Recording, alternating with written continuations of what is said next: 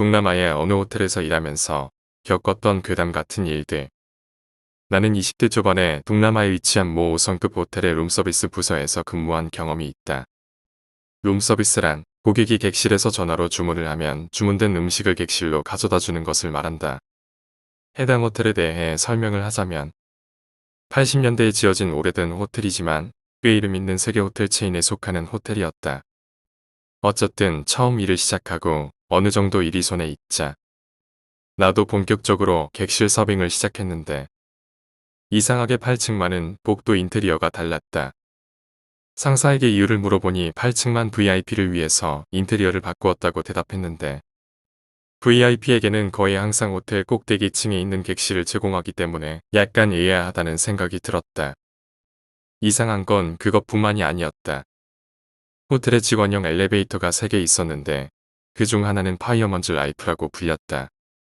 문제는 그 엘리베이터가 빈번하게 문제를 일으켰다는 점인데 무슨 층 버튼을 누르건 갑자기 두세 층을 내리박듯이 내려갔다가 문이 열리고 닫히는 일을 3번이나 경험했었다. 하지만 건물이 오래되어서 그런 거겠거니 생각하고 지냈는데 야근을 하던 어느 날이었다. 마찬가지로 야근을 하던 엔지니어링 부서 직원과 커피 한잔하며 얘기를 하다가 엘리베이터 얘기를 하면서 고치는데 문제가 많냐는 식으로 물어봤었다. 그때 그 직원이 말해줬다. 너 그 얘기 못 들었구나. 하긴 아직 너한테는 다들 비밀로 하고 있을 수도 있겠다. 어차피 알 거 미리 말해주지 뭐. 대신 내가 말해줬다고는 하지마. 알았지? 사실 엄청 오래전에 8층 객실에서 화재가 있었어. 복도까지 번져나온 부위였는데 소방관들이 그 엘리베이터를 쓰다가 죽었거든. 그 이후로는 매번 점검을 해도 기계적 문제는 없는데 그런 오작동을 일으키더라고. 못 믿는 표정이네. 그냥 재밌는 얘기 하나 해준 거라고 생각하라고. 커피 잘 마셨다. 다음에 보자. 믿을 수가 없었지만 찝찝한 마음이 가시질 않았다. 마음속으로 그건 건물, 기계 노후 때문이라고 되뇌이며 그날 밤을 지새웠다. 하지만 그 괴담을 믿도록 만든 일들이 생기고야 말았다. 룸서비스 직원은 새벽 3시경에 호텔 객실 복도를 전부 돌아야 한다. 손님들이 복도에 내다 놓은 룸서비스 집기 및 아침 식사 카드 회수를 위한 일이다. 그날 밤도 평소와 다를 것 없는 야근이었다. 내가 8층에 도착하기 전까지는 말이다. 8층 복도를 걷다 보니 어디선가 이상한 소리가 들려왔다. 낮은 목소리로 중얼거리는 듯한 소리였다. 복도 끝에 있는 비상계단에 가까워질수록 소리가 크게 들려왔다. 비상계단 문을 여는 열쇠는 하우스키퍼와 보안과 직원들에게만 있고 대부분이 퇴근한 이 시간에 비상계단에서 중얼거릴 하우스키퍼나 보안과 직원이 있을 리가 없었다. 하지만 두려움보다 호기심과 직업정신이 더 강했다. 이 시간에 저 문 너머에 누군가 있다면 직원으로서 꼭 확인해야 하는 것이리라. 매 발짝을 내디딜 때마다 내가 저 빌어먹을 문에 이르기 전에 나 말고 다른 사람이 복도에 나타나 주길 어찌나 간절히 바랬는지.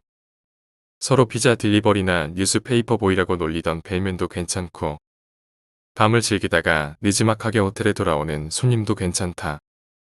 하지만 아무도 없는 텅 빈 복도에서 결국 난 문 앞에 도달했고 몇 번 심호흡을 하고 문고리를 잡았다. 문 안쪽의 중얼거림은 이미 꽤 크게 들렸던 걸로 기억한다. 중국어나 영어는 아니다. 하우스키퍼는 모두 중국인이니 하우스키퍼는 아니군. 문고리를 잡고 몇 초간 고민하는 사이에 가닥이 잡혔다. 쿠란을 외우는 소리다. 아랍계, 인도네시아계 직원은 없으니 말레이계 직원인가. 아는 보안과 직원 중에 말레이계가 있는지 빠르게 생각해보지만 딱히 떠오르지 않는다. 그리고 다시 한번 심호흡을 하고 문고리를 돌려보지만 잠겨있다. 몇 초간 고민하고 노크를 해본다. 뚝 끊기는 중얼거림. 한 번 더 노크. 똑똑. 거기 누구입니까? 그리고는 몇 초간의 정적. 거기 계신 소리 다 들었습니다. 나오시지 않으면 바로 경비를 부르겠습니다. 그리고 웃음소리인지 울음소리인지 모를 소리가 문 너머에서 들려온다. 난 두려움을 참지 못하고 엘리베이터로 뛰어갔다.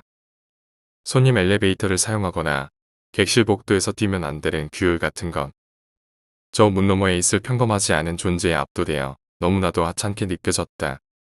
반사적으로 누른 1층에 도착하여 엘리베이터 문이 열렸을 때 프런트 데스크 야근 직원이 나를 놀란 표정으로 바라보자 숨을 헐떡이고 손발을 떨면서 손님 엘리베이터에서 나오는 룸서비스 직원이 얼마나 이상해 보일까 하는 생각과 방금의 두려운 공간으로부터 충분한 거리를 벌렸다는 안도감이 들었다. 숨을 가다듬고 부서 사무실로 돌아가자 마침 호텔에서 오래 일해 잔뼈가 굵은 보안과 야근 직원이 내 상사와 커피를 마시고 있었다. 대뜸 비상 계단에서 중얼거리는 소리를 들었는데 신원 확인이 가능하냐고 물어보니 내 상사와 눈빛을 교환하는 것을 나는 보았다. 보안과 직원은 당황한 듯 보안과에서 알아서 처리할 테니 신경 쓰지 말라고 하고는 돌아갔다. 해가 중천에 뜨고 출근하는 수많은 인파들 사이에서 퇴근하며 간밤의 경험이 납득 가능한 무언가가 될 수 있을까 곰곰이 고민해보았지만 답에 이르지 못하였다. 오히려 엔지니어가 말한 사건에 연관된 일이 아닐까 하는 생각이 자꾸 들기까지 하자 참을 수가 없어졌다. 나 스스로가 실없는 생각을 하고 있다는 걸 확인받고 싶었다. 그래서 난 엔지니어에게 전화를 걸었다. 혹시 저번에 말한 죽은 소방관 중에 말레이게는 없었지? 맞지? 있었어. 말레이게 이름이니까 맞겠지. 그때 질식해 죽을 때까지 쿠란을 외웠었나봐. 그것 때문에 이슬람계에서 띄워준 게 많아서 아직까지 이름도 기억나네. 근데 왜? 여보세요? 호텔 내에는 콜센터라고 할 만한 부서가 있다. 거기 근무하는 홍콩계 멋쟁이 녀석 한 명과 직원 교육을 같이 받아서 꽤 친했었다.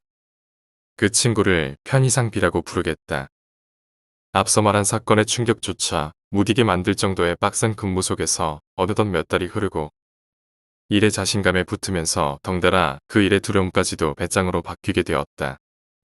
또 쿨한 소리가 들리면 난 그레고리오 성가라도 부르지 뭐.